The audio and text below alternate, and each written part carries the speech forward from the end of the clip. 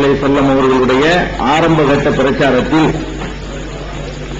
எவ்வளவு மோசமான சூழ்நிலை அந்த சமுதாயத்திலே நிலவி இருக்கிறது என்பதற்கு மேலும் சில சான்றுகளை உங்களுடைய கவனத்திற்கு நான் கொண்டு வர விரும்புகிறேன். அம்மார் இப்னு யாசிர் இவர் ஆரம்ப காலத்தினுடைய நபிகள் நாயகம் ஸல்லல்லாஹு அலைஹி வஸல்லம் அவர்களை பின்பற்றியவர். இவர் இஸ்லாத்தை ஏற்றுக்கொண்ட பிறகு இவர் எத்தகைய துன்பங்களுக்கு உள்ளாக்கப்பட்டார் என்பதை அவருடைய மகன் அறிவிக்கிறாரு. இந்த செய்தி பைஹக்கியில ஆதாரப்பூர்வமாக இடம்பெற்றிருக்கிறது.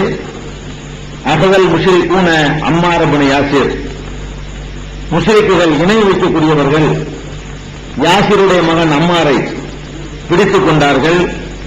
ஃபலம் யத்ருகூஹு ஹத்தா சப்பன் நபிய ஸல்லல்லாஹு அலைஹி வஸல்லம் வ ذكر ஆலிஹத்தஹும் பிகைர்.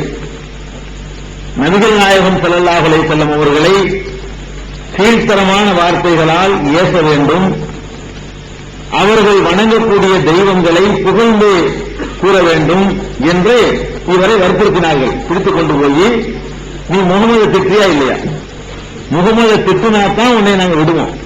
இந்த அம்மார் இஸ்லாத்தை ஏற்றுக்கொண்டாரு. அவர் இஸ்லாத்தை ஏற்றுக்கொண்டவரை என்ன செய்யறாங்க, பிடிச்சிட்டு போய் ரெண்டு விஷயம் செய்யணும். ஒன்னும் நபியை திட்டணும், முகமது நபியை. இரண்டாவது, எங்களுடைய தெய்வங்களை எல்லாம் நம்ம புகழ்ந்து பேசணும். லாத்து உஸ்ஸா இந்த மாதிரி கடவுள்களை எல்லாம் புகழ்ந்து பேசணும்.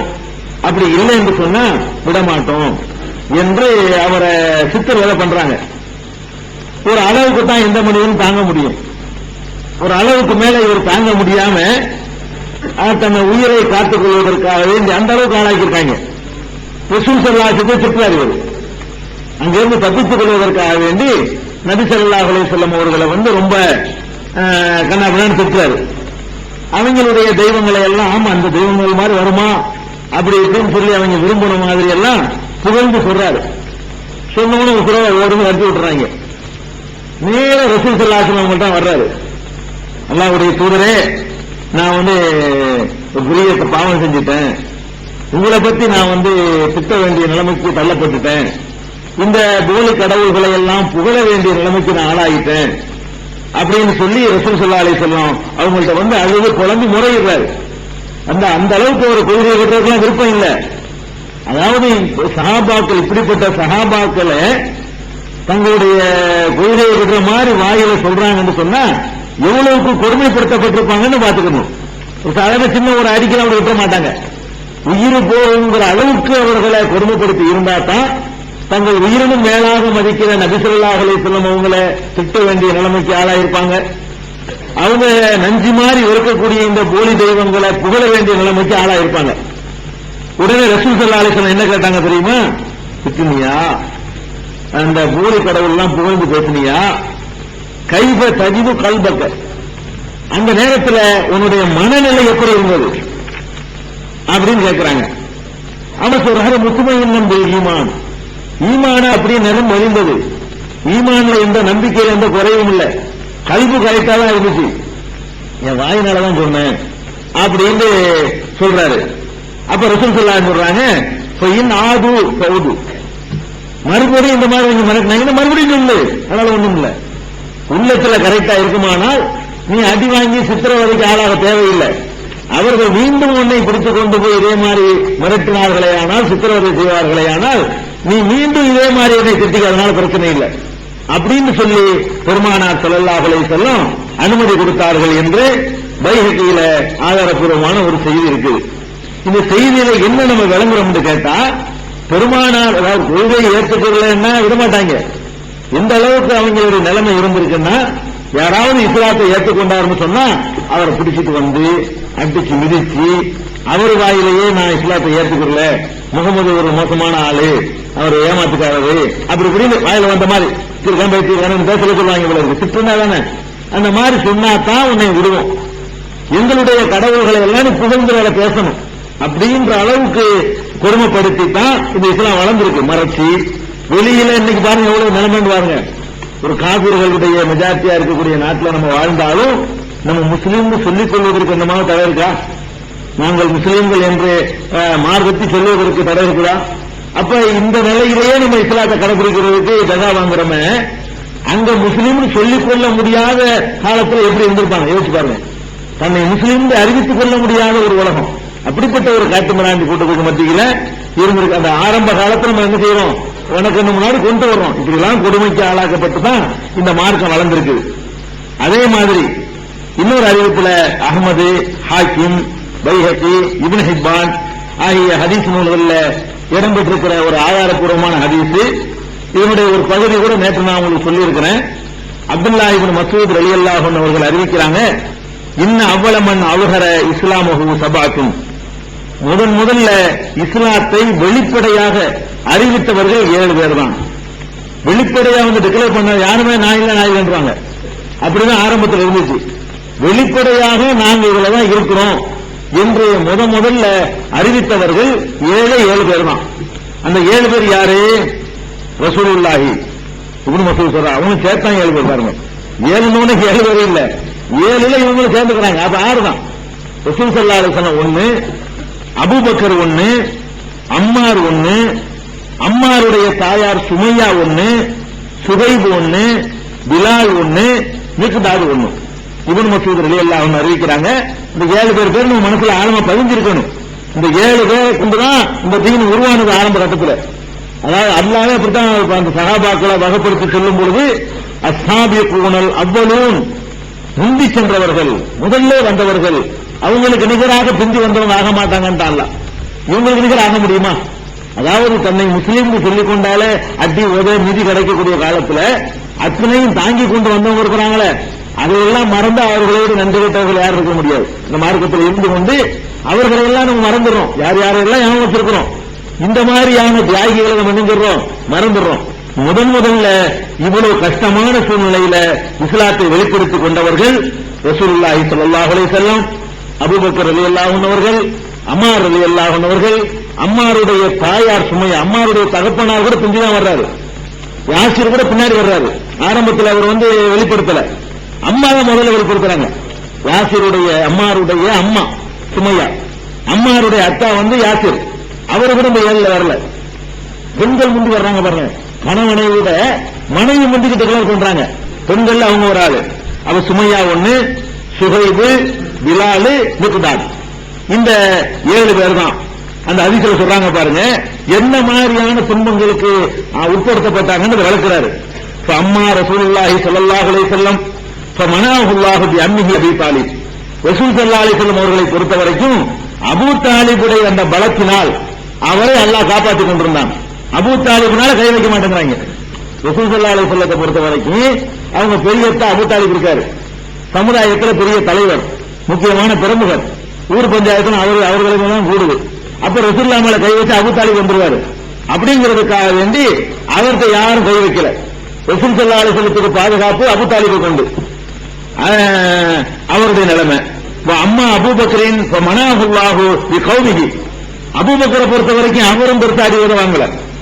ஏன்னா அவரை வந்து அவருடைய சமுதாயம், அவர் நல்ல நம்பர் அதிகமாக உள்ள கோத்திரத்தில் உள்ளவர், அது அதிகமான மெம்பர்ஸ்கள் உள்ள கிளை கோத்திரங்கள் உள்ளவர். அவருடைய கோத்திரத்தின் காரணத்தினால அபூபக்கரை அல்லாஹ் பாதுகாத்தான்.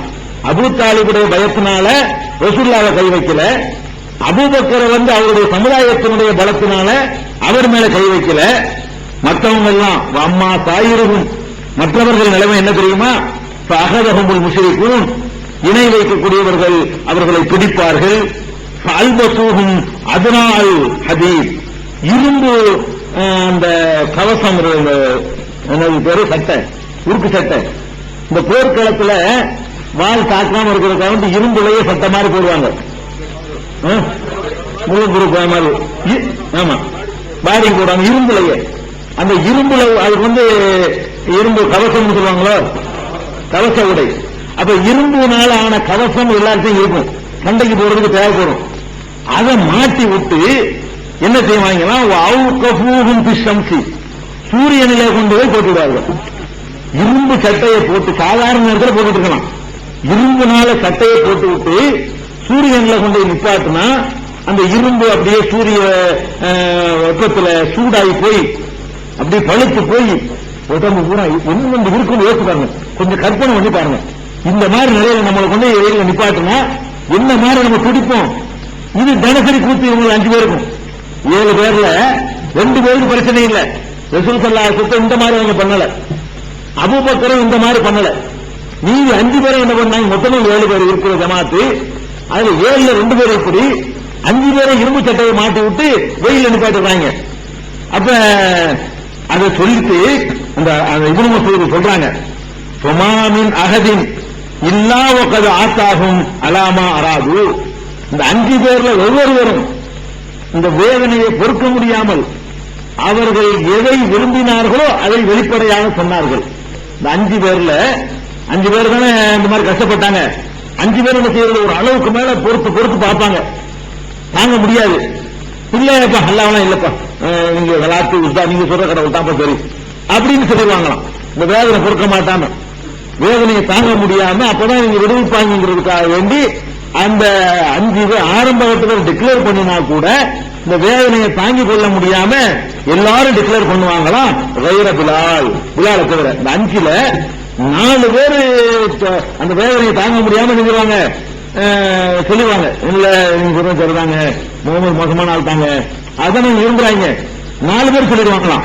பிலால் மாத்திரம் சொல்ல மாட்டார். இந்த இரும்பு சட்டையை போட்டு விட்ட பிறகு கூட அவர் சொல்ல மாட்டேன்றாரு.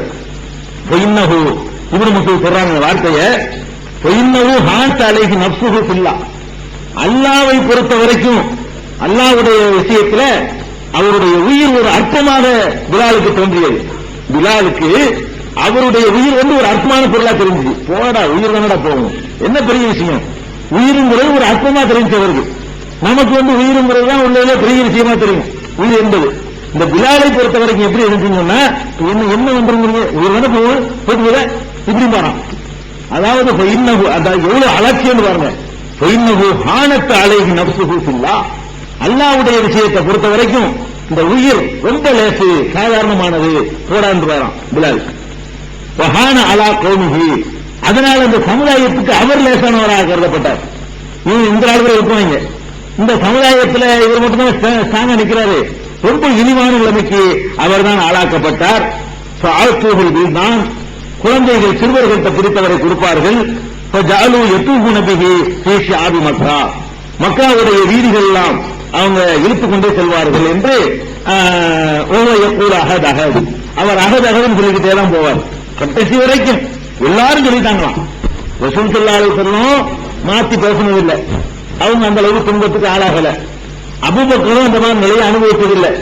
மீதி இருக்கிற 5 பேர்ல 4 பேர் அவங்க மேல ஒத்துக்கிட்டாங்க வெளிப்படையா, வேற வழி இல்லாம தாங்க முடியாம. இந்த ஒருத்தர் மாற்றம் அப்படி இருந்தார் என்று சொல்லி இப்னு மஸ்ஊத் இவர் ஆரம்ப காலத்தில் உள்ளவர், கொஞ்சம் பின்னவர். இந்த 7 பேருக்கு அடுத்த ஸ்டேஜில் உள்ளவர் அப்துல்லா இப்னு மஸ்ஊத் ரலியல்லாஹு அன்ஹு அவர்கள்.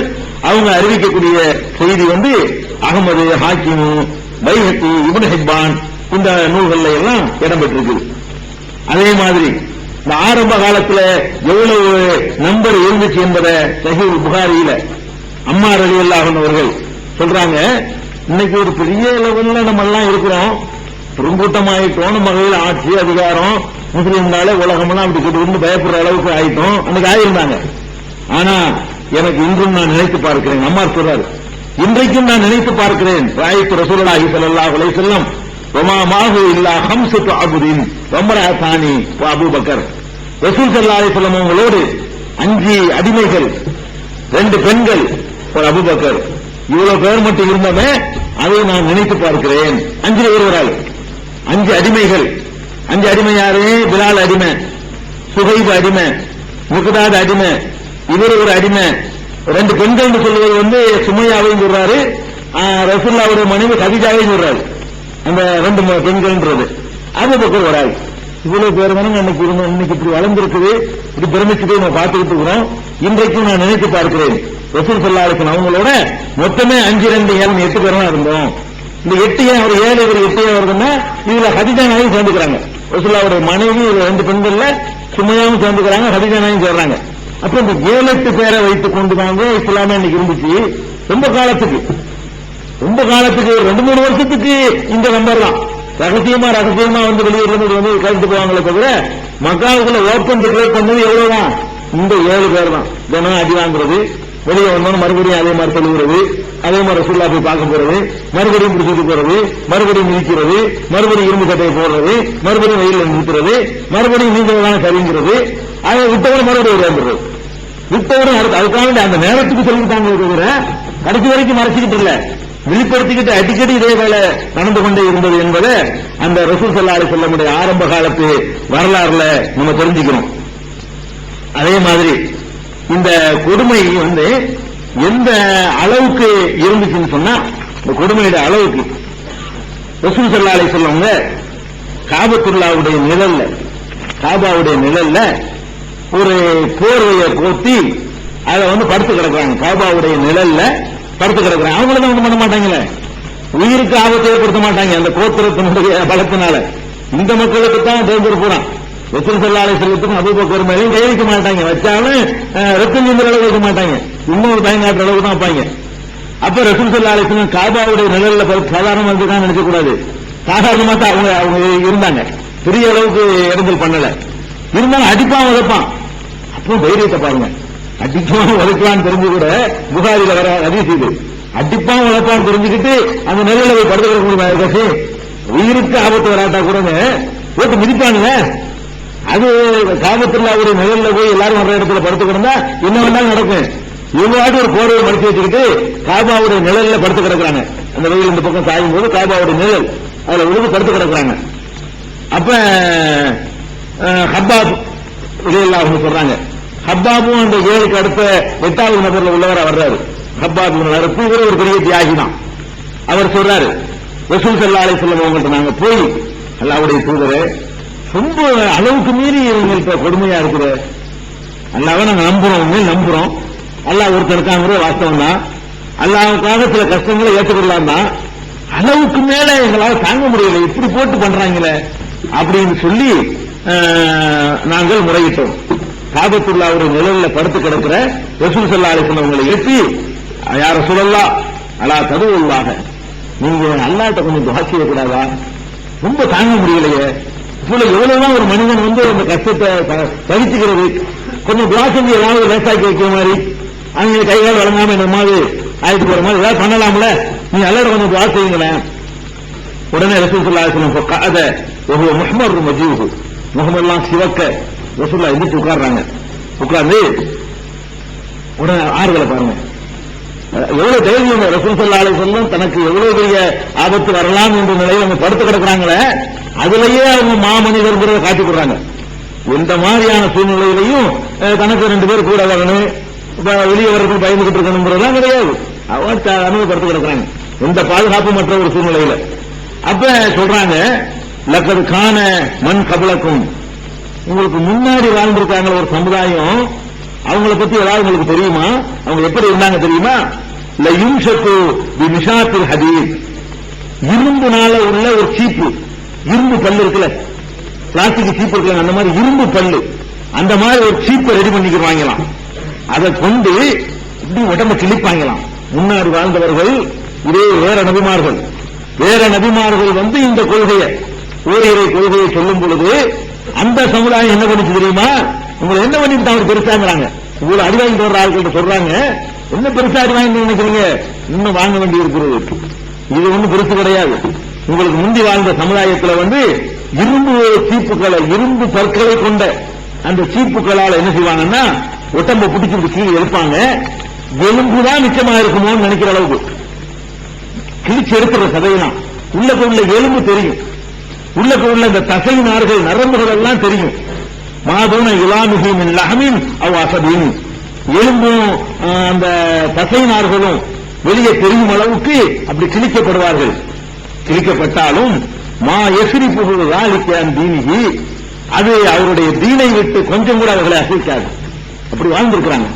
இதுக்கு முன்னாடி வாழ்ந்த சமுதாயத்தில் இதே மாதிரி ஒரு கடவுளை வணங்கணும்னு சொன்னதுக்காக வேண்டி, வணங்கியதற்காக வேண்டி, லா இலாஹ இல்லல்லாஹ் என்று ஒளிந்ததற்காக வேண்டி இந்த அளவுக்கு கொடுமைக்கு உள்ளாக்கப்பட்டிருக்கும் பொழுது மா எஸ்ரி புகழ் வாலிக்க அந்த தீனிகி, அவருடைய தீனை விட்டும் இது அவங்களை திருப்பவே இல்லை. அதில் ஸ்டெடியா நின்றாங்க அந்த கொள்கையில. அதே மாதிரி யூனவுல் மின்ஷாரு அல்லா மஃப்ரக் ரஅஸிஹி ஃபயுஷக்கு பிஇஸ்னைனி எஸ்ரிபுஹு ذلك அன் தீனிஹி ரசூலுல்லாஹ் சொல்றாங்க. அது மாத்திரம் இல்ல, இந்த வாள் இருக்குல்ல, வாள்னா அந்த எந்த வாள், மரம் இருக்கிற வாள், ரம்பம்பாங்கல்ல, மரத்தை இருக்கிற வாள் இருக்குல்ல, அந்த வாள், அந்த வாளை எடுத்துக்கொண்டு தலையில நடுவுல வச்சு 2 அறுப்பார்கள் சில பேரை. அதை பார்த்து அப்படி கொலை செய்வாங்க. அதை பார்த்து விட்டு மற்றவர்களுக்கு அவங்களுடைய ஈமான்ல ஒரு ஆட்டம் ஏற்பட்டுட்டாங்க. ஏற்பட்டதில்லை, அவர் போயிடுவாரு. கண்ணு முன்னாடி வச்சு 2 அறுப்பாங்க. எப்படிப்பட்ட காட்டு மிராண்டிகளுக்கு மத்தியில இந்த மார்க்கத்தை சொல்லி நிலைநாட்டிட்டு போயிருக்கிறாங்க. நீங்க அல்லாஹ்வுக்காக வேண்டி இந்த தியாகத்தை நீங்க செய்யக்கூடாதா? சபர் செய்யக்கூடாதா? கஷ்டத்தை சுமந்துக்கிற கூடாதா? இந்த உலக வாழ்க்கைக்கு தான் நீங்க இஸ்லாத்துக்கு வந்திருக்கிறீங்களா? ஆகிரத்துல அல்லாஹ்விடத்துல வந்து நம்ம ஒரு பரிசு அடைய வேண்டாமா அப்படின்னு சொல்லி ஆறுகள் சொல்லுவாங்க, சொல்லியிருக்கிறாங்க. ரசூல் ஸல்லல்லாஹு அலைஹி வஸல்லம் சொல்லிட்டு சொல்றாங்க, எல்லாரும் என்ன செய்வாங்க தெரியுமா? ரசூல் ஸல்லல்லாஹு அலைஹி வஸல்லம் தெரியுது, அதாவது இப்படியே காலம் போகாது, நம்ம கையில் ஆட்சி வரும். ரசூலுல்லாஹ்வுக்கு தெரியும், நல்லா அறிவிச்சு கொடுத்துருவான். இந்த பின்னாடி வார்த்தையில சொல்றாங்க, ரசூல் ஸல்லல்லாஹு அலைஹி வஸல்லம் இப்படித்தான் இருக்கு, இன்னைக்கு நாளைக்கு நம்ம கையிலேயே ஆட்சி வரும். ஆட்சி வரும்னு சொல்ற நேரத்தில் அப்ப போட்டு இவங்களை மிதிப்போன்னு சொல்ல மாட்டேங்கிறாங்க ரசூல் ஸல்லல்லாஹு அலைஹி வஸல்லம். அப்ப கூட என்ன சொல்றாங்க பாருங்க, ஒல இத்திமன்னல்லாஹு ஹாதல் அம்ர, இந்த மார்க்கத்தை அல்லாஹ் முழுமையாக்குவான் கண்டிப்பாக வெகு சீக்கிரத்திலே. எந்த அளவுக்கு முழுமையாக்குவான் என்றால், ஹத்தா யசீர ராக்கிபு மின் சன்ஆ இலா ஹல்ரமௌத் மா யஹாஃபு இல்லல்லாஹ்.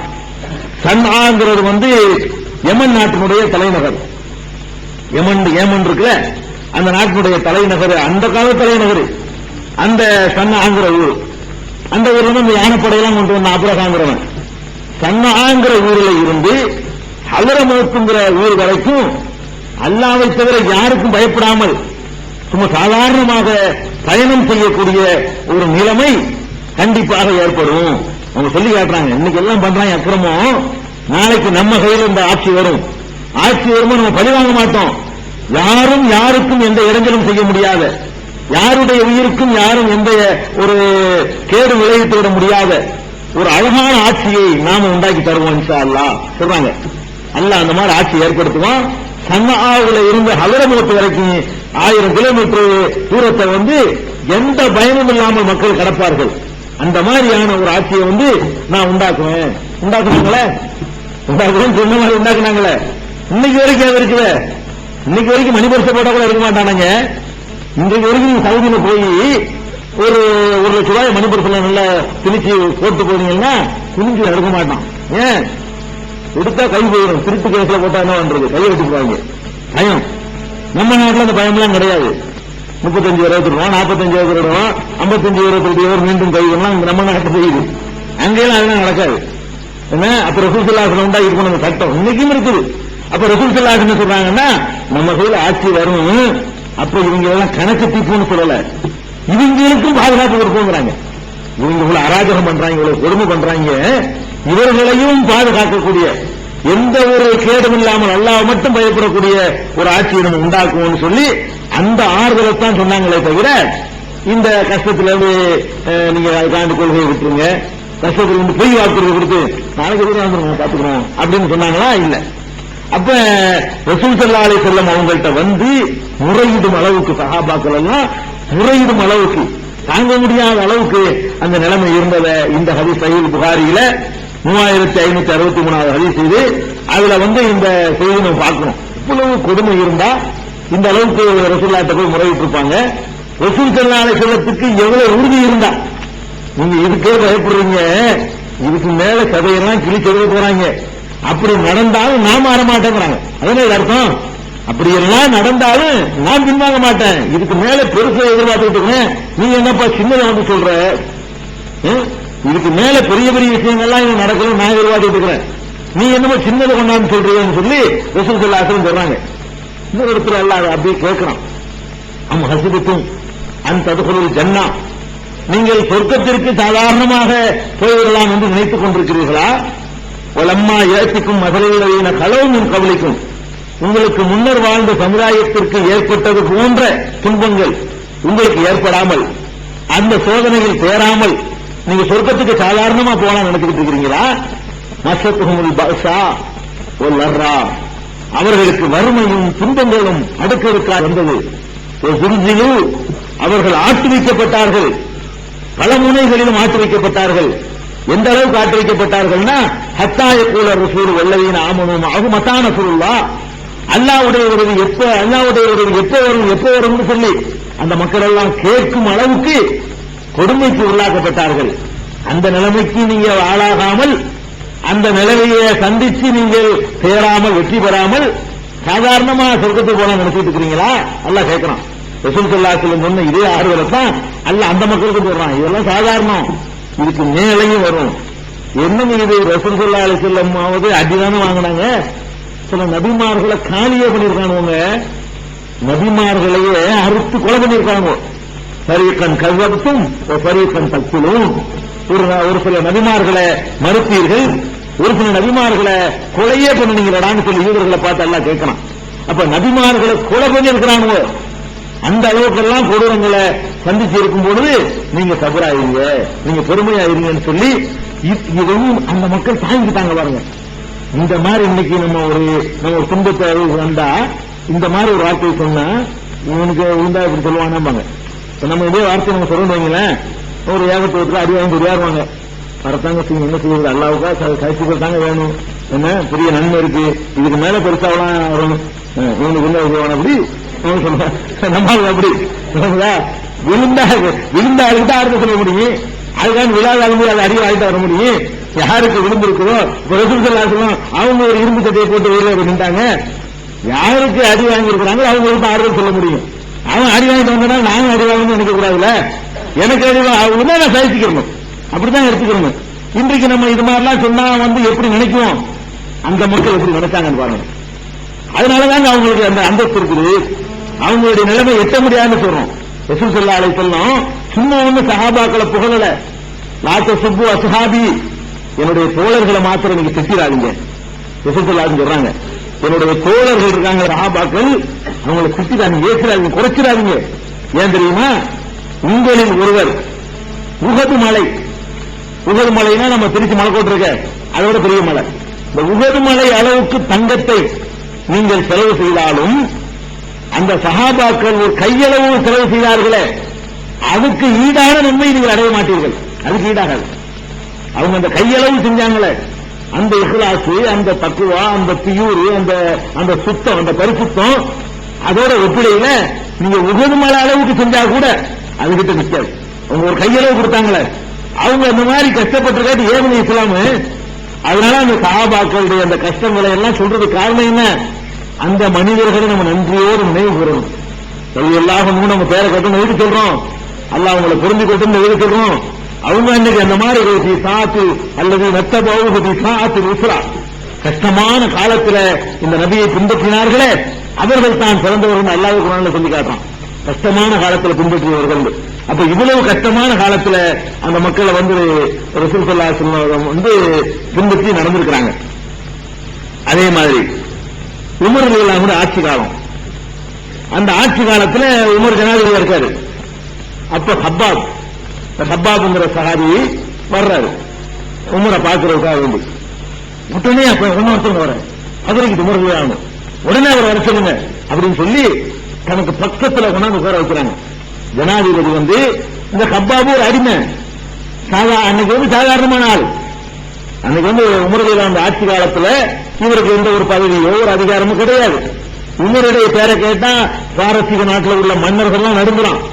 இன்றைக்கு கிளின்டன் எப்படி உலகத்துக்குலாம் ஒரு சட்டாம்பிள்ளையா இருக்கிறானோ, இவன் கெட்டதுல சட்டாம்பிள்ளையா இருக்கிறான். அன்னைக்கு உமர் எல்லாரும் பயப்படுவாங்க. அவருடைய உள்ள பாதி உலகத்தை அவருக்கு தன்னுடைய ஆளுகைகளை கொண்டு வந்தார். அந்த மாதிரியான ஒரு மாவீரர், பெரிய செல்வாக்கு மிக்கவர். அப்படிப்பட்ட அந்தஸ்துக்கு போன பிறகு ஹப்பாப் வர்றாரு. ஹப்பாப் வந்தோடனே இந்த பக்கத்துல உட்கார வைக்கிறாங்க. தனக்கு பக்கத்துல சாதாரண ஒரு அடிமையா இருந்தவரை உட்கார வச்சு இன்னும் கிட்ட வாங்குறாங்க. அப்ப சொல்றாங்க ஒரு வார்த்தை, சொமா அஹதுன் அஹக்க பிஹாதல் மஜ்லிஸி மின்க இல்லா அம்மார். இந்த இடத்துல உட்காருவதற்கு ஒன்னு அம்மார்னு ஒருத்தர் இருக்காரு, அவருக்கு தகுதி இருக்கு எனக்கு பக்கத்துல உட்கார்றதுக்கு. ரெண்டாவது நீதான். இதை தவிர வேற எவனுக்கும் இந்த இடத்துல என் பக்கத்துல உட்கார வைக்க மாட்டேங்கிறாங்க. பெரிய பெரிய பதவி பணக்காரன் அவனும் எனக்கு தேவையில்லை. நீங்க ரெண்டு பேரும் இந்த கஷ்டமான காலத்துல பட்டுமில்ல கஷ்டம், அதுக்காக வேண்டி ஒண்ணு அம்மார் தான் பேசிட்டு இருந்தோம். அவரும் இந்த ரொம்ப சிரமமான 7 பேர்ல உள்ளவர் அவர் ஆரம்ப காலத்துல. இவர் 8வது நபர்ல உள்ளவர் கப்பாபு. இவர் வந்து சொல்றாங்க, எனக்கு பக்கத்துல உட்காரு, இந்த மாதிரி என்னோட பக்கத்துல ஒட்டி உட்கார வைக்கிறதா இருந்தா முதல்ல அம்மார், 2வது நீ. இந்த 2 பேரை தவிர வேற ஒருத்தரையும் இந்த இடத்துல நான் உட்கார வைக்க மாட்டேன், அந்த அளவுக்கு நான் நெருக்கமா உங்களுக்கு அந்தஸ்து தர்றேன்னு சொல்லி உமுகளான்னு சொல்றாங்க. அப்ப கப்பாபு வந்து என்ன செய்யறாருன்னா தன்னுடைய மேலாடை கலட்டி உமுக காட்டுறாரு. காட்டினா அவங்க படுத்தின பாடுலாம் வரி வரியா விழுந்திருக்கு முதுகுல. பாத்தீங்களா என்ன பண்ணாங்க பாத்தீங்களான்னு சொல்லி உமருக்கே தெரியும், உமருக்கே தெரிஞ்சுதானே பக்கத்துல உட்கார வைக்கிறாரு. இவர்கிட்ட கஷ்டமெல்லாம் தெரிஞ்சுதான் நீங்க இல்லாட்டி ஏற்பா இஸ்லாம்னு நீங்களும் அந்த நேரத்தில் கஷ்டப்பட்டதுனால தானே இந்த மார்க் இந்த அளவுக்கு வளர்ந்துருக்குது, உலகத்தினுடைய பாதி உலகத்தை கையில் எடுக்கிற அளவுக்கு வந்திருக்குது அப்படிங்கிறது உமருக்கு எனக்கு தெரியுது. ஆனால் அவரும் காட்டுறாரு. பாத்தீங்களா முதுக பாருங்க, எத்தனை வருஷத்துக்கு பிறகு தழும்பு இருக்குன்னா பாருங்க எப்படி அடிச்சிருப்பாங்க. உமருடைய ஆட்சி காலத்துக்கு இந்த கப்பாபு அடி வாங்கினதுக்கு மத்தியில 25 வருஷம் இருக்கு இடைவெளி. 25 வருஷமா மறையல. அப்ப எப்படி அடிச்சிருப்பாங்க? சின்ன சின்ன அடிலாம் ஒரு வருஷம் 2 வருஷம் மறைஞ்சிருமுங்க. முதுக கழட்டி காட்டுறாரு. அப்போ இருக்குன்னா என்ன மாதிரி அடிக்கணும் பாத்துக்கிறோம்.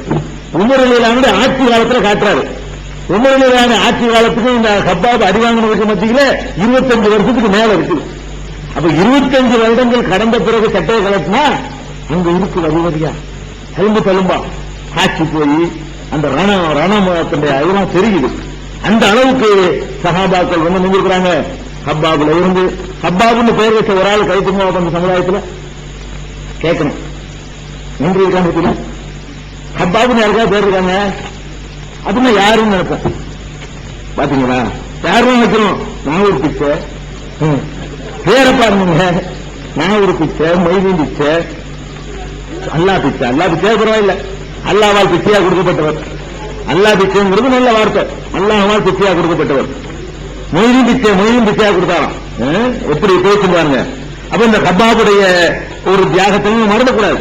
கப்பாபு, யாசிரு, அம்மாரு, சுமையா இதெல்லாம் ரொம்ப சாதாரணமானது இல்லை. அதே மாதிரி பெருமானார் ஸல்லல்லாஹு அலைஹி வஸல்லம் பட்ட இன்னொரு கஷ்டத்தை பாருங்க. இது அப்துல்லா இப்னு அம்ர் இப்னு ஆஸ் சொல்றாங்க. உக்பாபின் அபி முயத்துன்னு ஒரு தருணம். இவன் அபூஜஹலுக்கு அடுத்த ரேஞ்சில் உள்ளவன். ரசூல் ஸல்லல்லாஹு அலைஹி வஸல்லம் எதிர்க்கிறதுல இந்த உக்பாங்கிறவனா ரொம்ப ஒரு வகையில பார்த்தா மேலன்னு சொல்லலாம். அபூஜஹலுக்கு மேல ஒரு வங்காசிருவன். என்ன செய்யறாங்கன்னா ரசூல் ஸல்லல்லாஹு அலைஹி வஸல்லம் தொழுதுட்டு இருக்காங்க. அவங்க பயம் இல்லாம சொல்லுவாங்களே தொழில் எடுத்துக்கிறாங்க. அப்ப அவங்களுடைய அந்த மேலாடை இருக்குல்ல, மேலாடை மேல துண்டு தானே போச்சிருப்பாங்க. சட்டையும் இந்த காலத்துல வந்திருக்கு, துண்டு தான் போச்சிருப்பாங்க. அவன் என்ன செய்யறான், அந்த உக்குபாங்கிறவன் வந்து உக்பாபின் அபி முயற்சிங்கிறவன் வந்து தொழுதுக்கு ரசூல் ஸல்லல்லாஹு அலைஹி வஸல்லம் மேலாடை இருக்குல்ல அப்படியே போட்டு கழுத்துல போட்டு முறுக்கி இறுக்கி சாவரோட கழுத்தை முறுக்கி சாவடிக்கிறது சொல்லுவாங்க இல்லையா, இந்த குறவரை மதிக்கிறது, அந்த துண்டையை மேல போட்டு துண்டையே போட்டு முறுக்கிறான் கழுத்துல. எந்த அளவுக்குன்னா சதீதா கடுமையாக அந்த கழுத்தை போட்டு செய்யறான், நெருக்கிறான். உடனே அபூபக்கர் ரலியல்லாஹு அன்ஹு அவர்கள் ஓடி வர்றாங்க. அபூபக்கர் வேகமா ஓடியாந்து தடுத்து நிறுத்துறாங்க. இந்த அல்லாஹ்தான் என்னுடைய இறைவன் சொன்னதுக்காக ஏன்டா ஒருத்தர் போட்டு சொல்றீங்க, இந்த மாதிரி எழுதா பண்றீங்கன்னு சொல்லி அபூபக்கர் வந்து தடுத்து நிறுத்துறாங்க. இப்படி ரசூல் ஸல்லல்லாஹு அலைஹி வஸல்லம் பட்ட கஷ்டம்லாம் இப்படித்தான். அவங்களுக்கு கைய காலெல்லாம் வெட்டல, அவங்களை தூக்கி தூக்கலாம் வெட்டல, தலை மண்டை உடைக்கல, தாய்பனும் நடந்திருக்க விஷயம். மக்கா பொறுத்த வரைக்கும் பெருசா ஒன்றும் அவங்களுக்கு நடக்கல. இந்த மாதிரி வயிற்று நிறுத்தி அப்படி சாகுற மாதிரி ஆகிட்டு போயிடுறது ஒட்டகோட்டத்துக்கு ஏற்ற மாதிரியான ஒரு சம்பவங்கள். இதெல்லாம் பெருமானார் ஸல்லல்லாஹு அலைஹி வஸல்லமுடைய காலத்தில் நடந்த அந்த கொடூரங்கள். இதுல இந்த வங்காபியர்கள்லாம் யார் யாருன்னு சில பெயர்கள்லாம் நம்ம ஞாபகத்தில் வச்சுக்கணும். நமக்கு வந்து நல்லடியார்களை ஞாபகம் வச்சுக்கிற மாதிரி இந்த கெட்டவங்களையும் தெரிஞ்சு வச்சுக்கணும்ல. பெரும்பாலும் நம்ம சமுதாயத்தில் அபூஜஹல் தெரியும், அபூ லஹப் தெரியும். இதுக்கு மேல வந்து பெருசா எதிரியா இருந்தவர்கள் யாருங்கிறது சரியா பெரும்பாலான மக்களுக்கு தெரியாது. இந்த இதுக்கு மேல வந்து இந்த 2 பேர் தான் எல்லாரும் பரவலா தெரியும். ரொம்ப மோசமா இருந்தவர்கள் யாருங்கிறதுக்கு வந்து அந்த துஆவுல ரசூல் ஸல்லல்லாஹு அலைஹி வஸல்லம் கேட்கிறாங்கல்ல, ஒரு துஆ நேரத்தை சொல்லியிருக்கேன். அந்த ஒட்டக குடலை தூக்கி வச்ச உடனே ரசூல் ஸல்லல்லாஹு அலைஹி வஸல்லம் அந்த அவங்க பேர்களை எல்லாம் சொல்லி சொல்லி துஆ செய்வாங்க. இறைவா நீ பாத்துக்கணும் துஆ செய்வாங்கல்ல.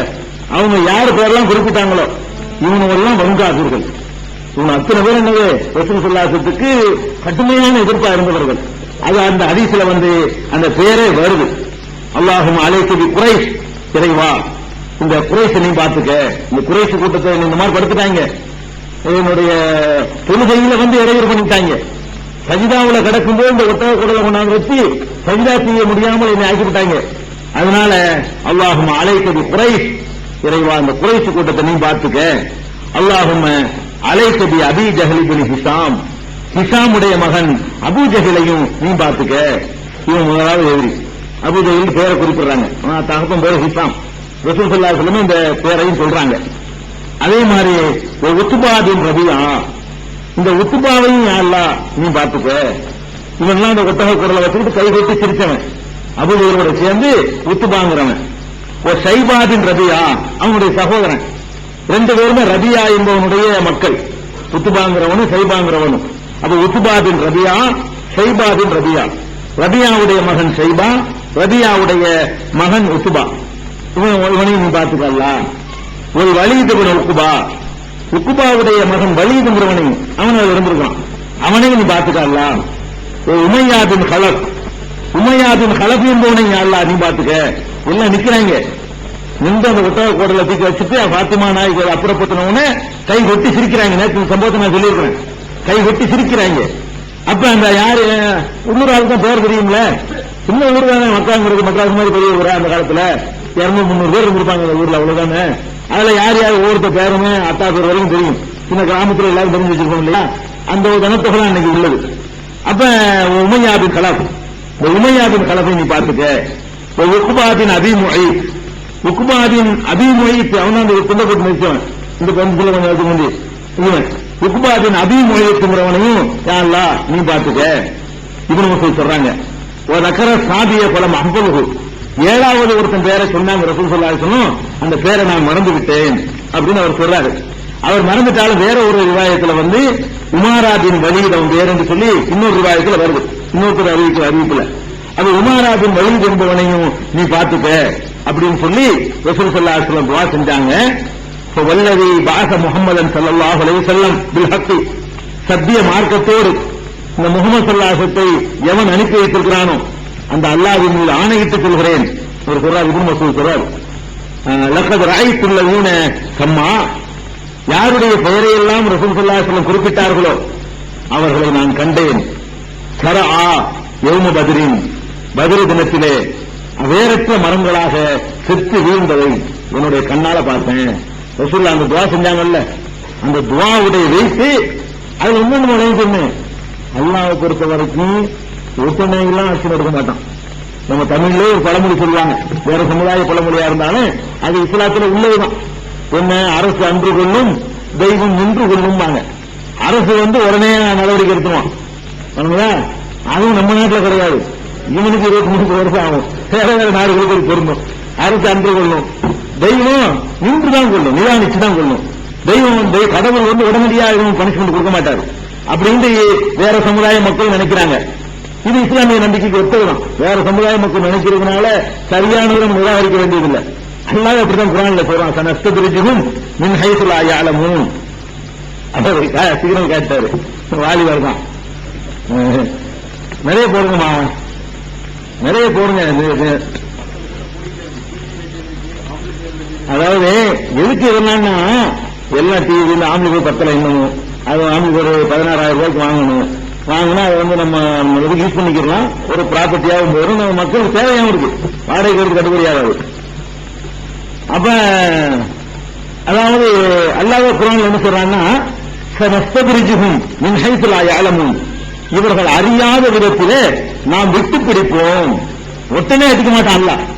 இன்னைக்கு அடிச்சா திருப்பி நம்ம அடிச்சிருவோம். நம்ம ஒரு அடிச்சான்னு வைங்களேன், திருப்பி உடனே அடிப்போம், இல்லைன்னா ஒரு 2-3 நாள் அடிப்போம், ஒரு வாரம் ஆச்சுன்னா மறந்துடுவோம். நம்ம சுதா மனிதனுடைய இது என்ன, கணக்கு வச்சு அந்த நேரத்தில் இப்படி குடிப்போம், விட்டக்கூடாது, 2 பார்த்துடணும். அன்னைக்கு ஒரு நாளைக்கு தான் அப்படி இருப்போம். அன்னைக்கு வாய்ப்பு கிடைச்சு பார்த்தா தான் உண்டு. அடுத்த நாள் இருக்கீங்க 50% டவுன் ஆயிருவான். இன்னொரு நாள் போச்சுங்களேன், ஒண்ணுமே இருக்காது. நடந்து என்ன செய்யறதுக்கு அவ்வளவு முடிஞ்சது. இதுதான் மனுஷன். மனுஷனை பொறுத்த வரைக்கும் கட்டணம் அடிச்சா தான் உண்டு. அல்லாஹ்வை பொறுத்த வரைக்கும் அந்த விளையாட்டு கிடையாது. ரொம்ப நிதானம். ரஹ்மானுக்கு எல்லாம் உடனே செய்ய முடியும். அவன் ரொம்ப நிதானம் காட்டி அடிக்க வேண்டிய இடத்துல அடிச்சா ஒண்ணு தப்பாது. குறி பெசகாம சரியான விதத்தில் என்ன செய்வான்ல அடிப்பான். இது மக்காவுடைய ஆரம்ப காலத்தில் நடக்குது. நல்லா விளங்கிக்கிறங்க. மக்காவுல ரசூல் ஸல்லல்லாஹு அலைஹி வஸல்லம் 13 வருஷம் இருந்திருக்காங்க. 13 வருஷம்னா ஒரு 3 வருஷத்துக்கு இடையில சம்பவம் நடந்திருக்கும். இவங்க செத்தது எப்ப தெரியுமா? பத்ர் எப்ப நடக்குது? மதீனாவுக்கு போய் ஹிஜ்ரத் செஞ்சு போய் அங்க ஒரு ஆட்சியை நிறுவி அது ஒரு வருஷத்துக்கு பிறகு பத்ர் நடக்குது. அப்ப இங்க ஒரு 10-11 வருஷம் ரசூல் ஸல்லல்லாஹு அலைஹி வஸல்லம் கேட்ட துஆவே 11 வருஷத்துக்கு பிறகு ஏற்றுக்கொள்ளப்படுது. எல்லாம் நீ பார்த்துக்க, நீ சொன்னாங்கல்ல அபூ ஜஹல் நீ பார்த்துக்க நீ சொன்ன பிறகு 10 வருஷம் ஆண்டு போட்டிருக்கான். அவன் உமையா பின் கலஃப் நீ பார்த்துக்கன்னு சொன்னாங்க ரசூல் ஸல்லல்லாஹு அலைஹி வஸல்லம், அதுக்கு பிறகு 10 வருஷம் ஆட்டம் போட்டிருக்கான். உக்பா பின் அபீ முய்த் நீ பார்த்துக்கன்னு சொன்னாங்களே, அதுக்கு பிறகு 10 வருஷம் ஆட்டம் போட்டிருக்கான். சில பேர் நினைச்சுக்கிட்டு இருக்கிறாங்க அது வரலாம் அவனுக்கு கொஞ்சம் லேட் பண்றது என்னமோ செய்யறவங்க கரெக்ட் நல்லா அங்கீகரிச்சுக்கிட்டான். சில பேர் அராஜகம்லாம் பண்றாங்க, பண்ணிட்டு நல்லாவே இருக்கிறாங்க. பார்த்தா அராஜகம் பண்றாங்க, பள்ளிவாசலுக்கு வராதுங்கிறாங்க, பள்ளிவாசல அடிக்கிறாங்க, குலப்புறவனை தடுக்கிறாங்க. தங்களுக்கு சொந்தமில்லாத பள்ளிவாசல்ல பள்ளிவாசல் யாருக்கும் சொந்தம் இல்லை, அல்லாவுக்கு தான் சொந்தம். அல்லாஹ் தான் தடுக்கணும். யாரையும் மனுஷன் நிர்வாகிக்கு தான் அவனுக்கு தகுதி இருக்குது. கரண்ட் பில்ல கட்டலாம், தண்ணி இருக்கான்னு பார்க்கலாம், சம்பளம் கொடுக்கலாம், பாய் வாங்கி போடலாம், வெள்ளை இருக்கலாம். இதுதான் அவனுக்கு அதிகாரம். யார் யார் தொலை வரணும், யார் யார் வரக்கூடாதுன்னு தீர்மானிக்கிற அதிகாரம் இடத்துக்கு சொந்தக்காரனுக்கு தான் உண்டு. அவன் அல்லாதான். அந்த மசாஜித் இல்ல, பள்ளிவாசல் அல்லாவுக்கு சொந்தமானது. அப்ப அந்த பள்ளியிலிருந்து அடிக்கிறான், விரட்டுறான், மிதிக்கிறான், ரத்தாறு ஓட வைக்கிறான். ஓட வச்சுட்டு காலத்தை கொண்டுட்டு வச்சியா அப்படிங்கிறான். இதுல இருந்து நம்ம பயந்துட வேண்டியதில்லை. இது மாதிரி அபூ ஜஹல் 10 வருஷம் தான் இவ்வளவையும் பண்ணிவிட்டு அல்லாஹ்வுடைய தூதர் துஆ செஞ்ச பிறகு அடுத்த நாள் அவன் தாவலையே 10 வருஷம் அவனுக்கு காலத்தை கொடுத்தான். ஒரு நரம்பு தாங்க அல்லாவுக்கு பெரிய வேலையா? பெரிய படைகளை இறக்கி வைக்கணுமோ? நீங்களும் அடிக்கிறதுக்காக வேண்டி, நகர்மக்காரெல்லாம் அடிக்கிறதுக்காக வேண்டி பெரிய படையெல்லாம் இறக்கி வைக்கணுமா? அப்படி இறக்க மாட்டோம்னு சொல்றான். உமா அன்சல்னா அலைஹி குண்டம் முனசமாய் உமா குன்னா முன்சிலின். இவர்கள் அழிக்கிறதுக்காக வேண்டி ஒரு படையை ஒண்ணு நம்ம இறக்கி வைக்கல, இறக்க மாட்டோம்டான்ல. அவனுக்கு என்ன புத்தி பணாவட்டா இருப்பாங்க, ஒரு முள்ளு குத்தும், இது துணிவா நரம்பு பிடிச்சிக்கிறோம், அவ்வளவுதான். இப்படி போயிடும் பார்த்துக்கிறோம். அந்த முள்ளு குத்தி அப்படியே அழுகி போய் காலை எடுத்துருவான் டாக்டர். ஒரு முள்ளு தான் குத்தி இருக்கும், ஒண்ணு தெரியாது. அப்படியே அழுகி பழுத்து போய் கடைசியில் போய் டாக்டர் காலை எடுத்தா தான் ஆளு குலைக்குவான் அப்படின்னு சொல்லுவான். அல்லாவுக்கு பெரிய வேலையா? ஒரு நரம்பு பிடிச்சிருந்தா ஆகும், அவ்வளவுதானுங்க. என்னென்னமோ பேசிக்கிட்டு கடைசி வரைக்கும் சின்ன நம்ம வாழ்க்கையில பார்த்திருக்கிறோம். தனக்கு வயசாகி விட்டது என்பதை கூட ஒத்துக்கிறாம எப்பவும் அந்த மேக்கப் ரோஸ் போட்டு அடிச்சுக்கிட்டு 25 வயசு வாழ்வு மாதிரியே எம்ஜிஆர் காட்சி இருந்தாரு. அல்ல என்ன பண்ணான்னு பாத்தீங்களா? இப்படி எல்லாம் மறைச்சுக்கிட்டு நான் ஒரு இடம் வந்து மேக்கப் போட்டு ரத்திக்கிட்டு ஒரு 25 வயசுக்கார மாதிரியே காலேஜ் ஸ்டூடெண்ட் மாதிரியே இருந்துகிட்டு எல்லாம் பண்ணாரு. அல்ல என்ன பண்ணா? தான் ஆகிட்டான். ஒரு இழுப்பு தானுங்க. அல்ல என்ன பண்ணாங்க? நடையவா இறக்கணும், ஒரு நரம்பு விட்டுக்கிட்டான். ஒண்ணும் இல்ல. அவர் என்ன சொல்ற அவருக்கு இல்லைங்கள அதுதாங்க இல்ல. எவ்வளவு நான் ஆகும்? ஒரு செகண்ட் அவனுக்கு அது அதுக்கு இது அவனுக்கு உதாரணம் இல்ல. இப்படி நிறைய எல்லாம் வரலாறு செஞ்சிருக்கணும். 1-2 கிடையாது. யாரெல்லாம் இப்படி இருக்கிறான்னு எல்லாம் கணக்கு வச்சுக்கிட்டு வந்து இவ்வளவு மறைச்சு இருந்தீங்க. இப்ப என்னடா சொல்ற, இப்ப என்ன சொல்ற அப்படின்னு எல்லாம் கேட்பான். பதில் சொல்ல முடியாது. அவன் இப்ப என்ன சொல்றேன்னு எல்லாம் கேட்கும் போது எவனால பதில் சொல்ல முடியாது. எல்லாம் அப்படி ஆக்குவான். அதனால இந்த மக்காவில் நடந்த இந்த கொடூரத்திற்கு பெருமானார் ஸல்லல்லாஹு அலைஹி வஸல்லம் அவர்கள் அல்லாஹ்விடத்தில் பொறுப்பு சாட்டுகிறார்கள். அல்லாஹ்வுடைய ரசூல் பொறுப்பு சார்ந்ததுக்கு அல்லாஹ் நடவடிக்கை எடுக்க 10 வருஷம் எடுத்துக்கிட்டான். 10 வருஷத்துக்கு மேல பத்ர் போர்க்களத்தில் முத்தாட்டி வலிமையை காட்டி சும்மா செத்தா அது என்ன இருக்குது? யார் அடிச்சானோ அவனால சாகணும்ல. அல்லாஹ் எதுக்கு டயத்தை கொடுக்குறான்? சும்மாவே அடுத்த நாள் 10 வருஷம் செத்தான்னு வைங்களேன், அது நல்லா இருக்காது. எது நல்லா இருக்கு? இந்த யார் வரும் அடிச்சானோ அந்த அவர் தளபதியா நின்று ரசூல் ஸல்லல்லாஹு அலைஹி வஸல்லம் 313 பேர் கமாண்ட் பண்ணி சின்ன பசங்களுக்கு தான் அடிச்சாங்கல்ல. நபிகள்னா 16 வயசு பையன் எட்டினது போர்க்களத்துல. 16 வயசு பையன் 2 சகோதரர்கள் போய் தானே பண்ணாங்க. அப்ப அல்லாஹ் என்ன பண்றான்னு பாருங்க, யாரையெல்லாம் நீ கேவலப்படுத்தினியோ, மிதிச்சியோ, கைகட்டு சிரிச்சியோ அவங்க கையால உனக்கு வரணும்னா அதுக்கு பயன் இருக்கணும், இந்த வலிமையை உண்டாக்கணும். அந்த வலிமையை அல்லாஹ் உண்டாக்கி வந்து அதை செய்வான். அடி வாங்கும் போது அல்லாஹ் இருக்கணும். வசனத்தை பாருங்க. இங்க அடி ஓட பின்னிக்கிட்டு இருக்கிறானுவோ, இரும்பு சட்டையை போடுறானுவோ, மண்டையை உடைக்கிறாங்க. அல்லாஹ் என்ன சொல்றான் தெரியுமா? இந்த கூட்டம் தோல்வியுறும், ஒரு வல்லுன துபுர புறமுகத்தவர்கள் ஓடுவார்கள் அப்படிங்கிற அல்லாஹ் இப்படி சொல்லி 10 கூட்டுறாங்க ஓடுனாங்க. அல்லாஹ் சொல்லி 10 வருஷத்துல தான் ஓடினாங்க. எல்லாமே நிதானம். ரப்பல் ஆலமீன் அப்படித்தான் அதனுடைய காரியங்களை எல்லாத்தையுமே படைச்சிருக்கான். எல்லாமே அப்படித்தான். இந்த வானத்தை படைக்கிறதுக்கு 6 நாள் தேவையா அவனுக்கு? வானபூமி 6 நாள்ல படைச்சிருக்கான். எதுக்கு 6 நாள்? அவனுக்கு 6 நாளும் தேவையில்லை. 6 செகண்ட் கூட வேண்டியதில்லை. ஆயிரும் நிதானம். முடியும் எனக்கு முடிஞ்சது செய்ய மாட்டேன். நான் நிதானமா செய்வேன். செய்ய வேண்டியது கரெக்டா செய்வேன், கச்சிதமா செய்வேன் அப்படின்னு காட்டுறது. அதனால நம்ம இன்றைக்கு சில துன்பங்களை சந்திக்கும் பொழுது, உண்மையான மார்க்கத்தை பின்பற்றும் பொழுது நமக்கு சில துன்பங்கள் வரும். எதிரிகள் நல்லா இருப்பான். நம்ம அல்லாட்ட கேட்டுப்போம், யாரெல்லாம் நீ தான் பாத்துக்கணும் இருப்போம். நம்ம என்ன நினைக்கிறோம்? நீ தான் பாத்துக்கணும், அடுத்த நாள் செத்துக்கணும்னு நினைக்கிறோம். நம்ம ஒருத்தனுக்கு பதிலா துவா கேட்டோம்னா உடனே அல்லாஹ் அப்படி நம்ம அல்லாஹ்வா நினைக்கிறோம். அது நடக்காது. அல்லாட்ட ஒப்படைச்சிட்டீர்ல, அது பாட்டுக்கு ஒண்ணுல இருக்கு. பாதிக்கப்பட்ட எந்த துவாவுக்கும் வீண் போகாது. இத்தகைய தாவத்தல் முதலும் அநீதி இழைக்கப்பட்டவனுடைய பிரார்த்தனைக்கு பயந்து கொள். பைனஹு லைஸ பைனஹா வ பைனல்லாஹி ஹிஜாப். அந்த பிரார்த்தனைக்கு அல்லாஹ்வுக்கு மத்தியில திரையே கிடையாது. பாதிக்கப்பட்டவனுடைய துவா இருக்கு பாருங்க, அது பெரிய மகானுடைய துவாவுக்கு மேல பவர்ஃபுல்லானது. அடி உத வாங்கிட்டு யாரெல்லாம் என்னை அநியாயமா அடிக்கிறான்னு கேள்வி, உடனே அதுக்கு ஆக்ஷன். அல்லாஹ்வுடைய உடனடி ஆக்ஷனுக்கு டைம் எடுக்கும். உடனடி ஆக்ஷனே நிறுத்த நாளைக்கு நடக்காது. அவனை எந்த இடத்துல வச்சா அவன் நிமிரவே முடியாது. அந்த அளவுக்கு எல்லா வாசல்களையும் இறுக்கி, எல்லா வாசலையும் அடக்கி, அவனை எந்த வகையிலையும் அவன் கையற்றவனாக கையர் நிலைக்கு தள்ளி அப்புறமேல ஒரு முதிய மிதிப்பான். அல்ல அப்ப எந்திரிக்க முடியாது. அதனால அல்லாட்ட பிரார்த்தனை செய்தவர்கள் என்ன செய்யக்கூடாது? அவசரப்படக்கூடாது. ரசூல் ஸல்லல்லாஹு அலைஹி வஸல்லம் இந்த நிலைமை. இவ்வளவு அடிச்சவங்கள 10 வருஷம் ஞாபகம் வச்சுக்கணும். அதுக்கப்புறம் இவர்கள் எல்லாம் ரசூல் ஸல்லல்லாஹு அலைஹி வஸல்லம் அவர்களுடைய முக்கியமான எதிரிகளாக இருந்தார்கள். இதுல ரசூல் ஸல்லல்லாஹு அலைஹி வஸல்லத்தினுடைய அந்த பிரச்சார முறை பற்றி ஒரு ஹதீஸ் பாருங்க, அபூ தாவூதுல வருது. இந்த சந்தைகள் இருக்குல்ல, சந்தை, அந்த காலத்துல சந்தை தானே, பஜார்லாம் கிடையாதுல. அந்த காலத்துல ஒரு குறிப்பிட்ட நாள சந்தையை தீர்மானிச்சுக்கிடுவாங்க. எல்லா சாமானுங்க வரும். இவன் மிளகாயை கொடுத்து புளியை வாங்குவான், புளியை கொடுத்துட்டு மல்லியை வாங்குவான், மல்லியை கொடுத்துட்டு அரிசியை வாங்குவான். சந்தை மாற்று சந்தையில தேவையான சாமான்களை வாங்கிக்கிடுவாங்க. ஒரு நாள் கூடுவாங்க. இது மாதிரி மக்காவை சுற்றி பல பகுதிகளில் சந்தைகள் இருந்துச்சு. ரசூல் ஸல்லல்லாஹு அலைஹி வஸல்லம் பிரச்சார கேந்திரம் மக்கா கிடையாது. வாய்க்கிற கூட மாட்டேங்கிறாங்களே. எங்க போயிடுவாங்க ரசூல் ஸல்லல்லாஹு அலைஹி வஸல்லம்? சந்தைகள்ல தான் அந்த போய் ஒவ்வொரு கோத்திரமா வரும். அல்லாஹ்வுடைய தூதர் என்ன சொல்ல விட மாட்டேங்கிறாங்க, உங்க ஊருக்கு கூட்டிட்டு போங்க, நீங்க உங்க மக்களுக்கு நான் 4 வார்த்தையை சொல்றேன், என்னன்னு கேட்கட்டும், அல்லாஹ் எனக்கு என்ன சொல்றான் என்பதை எட்டி வைக்கிறதுக்கு ஒரு வாய்ப்பு தாங்க. இப்படி எல்லாம் செஞ்சு அவங்க கொடுக்க மாட்டாங்க. இது மாதிரி ரசூல் ஸல்லல்லாஹு அலைஹி வஸல்லம் சந்தைக்கு சந்தை. அதே மாதிரி ஹஜ்ஜுடைய சீசன் இருக்குல்ல, நமக்கு ஹஜ் இஸ்லாம் வந்த பிறகு வந்த பிறகு ஹஜ்ஜு விளங்கிடக்கூடாது. ஹஜ்ஜுங்கிறது இப்ராஹிம் அலைஹிஸ்ஸலாம் காலத்துல இருந்து இருக்குது. அந்த காபிர்களும் ஹஜ் பண்ணிட்டு இருந்தாங்க. ஹஜ்ஜுடைய முறைகள்ல வித்தியாசம் இருக்குமே தவிர, காபத்துல்லாஹ்வை தவாஃப் செய்வான், நிர்வாணமா செஞ்சுக்கிறான். அல்லாஹ் வணங்குறதுக்கு போல உள்ளக்கு 360 தடவை வச்சு வணங்குவான். ஆனா அந்த காபாவுக்கு வரணும், அது புனிதமான இடம், அதுல தங்கணும் போகணுங்கிறதெல்லாம் சஃபா மர்வாவுக்கு போறது எல்லாமே அவன் நடைமுறையில் இருந்துச்சு.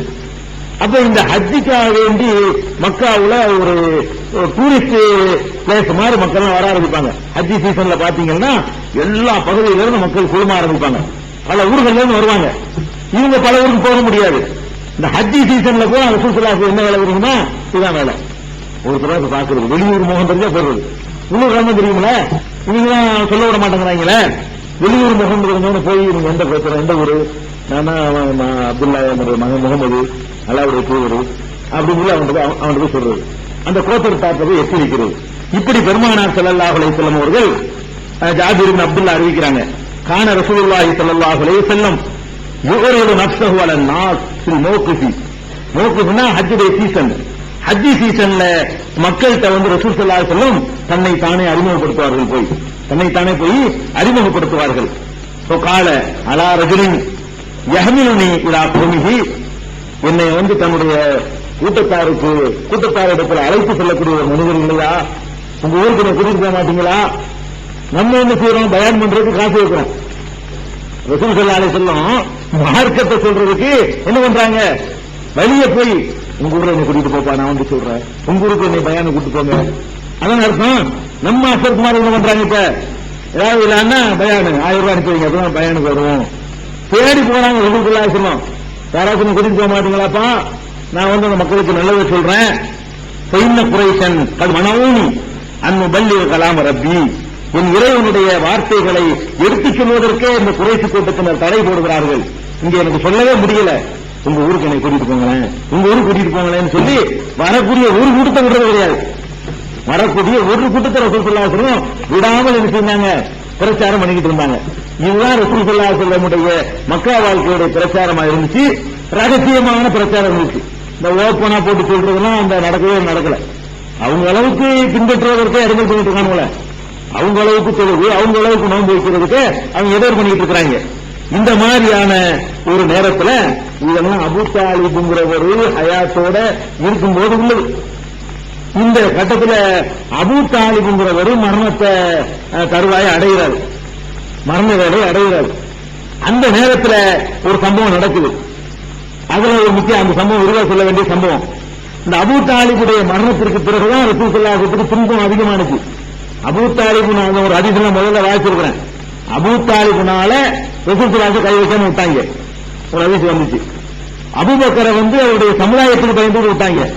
இப்ப அபூ தாலிபே மரணம் அடைகிற நிலைமைக்கு வந்துட்டாருன்னா மரணத்துக்கு பிறகுதான் ரசூல் ஸல்லல்லாஹு அலைஹி வஸல்லமே கடுமையான கஷ்டத்திற்கும் கடுமையான துன்பத்திற்கும் ஆளாக வேண்டிய நிலைமை ஏற்படுது.